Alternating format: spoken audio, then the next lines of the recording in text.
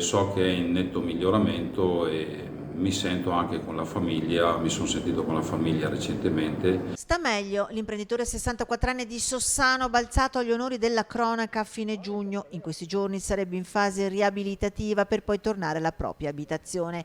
Padre e figlio sarebbero in contatto telefonicamente e opportunamente bardato. Il figlio avrebbe avuto anche la possibilità di far visita al papà.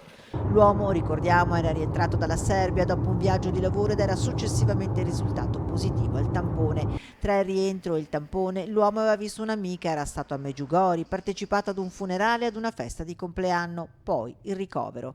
Incontri, visite e una sorta di reticenza da parte dell'imprenditore avevano allarmato l'Uslotto che, come da protocollo, deve rintracciare tutti i contatti della persona positiva e metterli in isolamento fiduciario. Ne era seguito un vero e proprio caso. Secondo me la vicenda è stata un attimo un po' sovradimensionata rispetto alle reali caratteristiche. La procura allora aveva aperto un fascicolo a carico del 64enne per il reato di epidemia, che oggi, con i riscontri effettuati, sembra venuto meno. Giustamente gli inquirenti hanno fatto il loro lavoro e adesso appunto vedremo se ci sarà una chiusura del fascicolo senza alcun procedimento.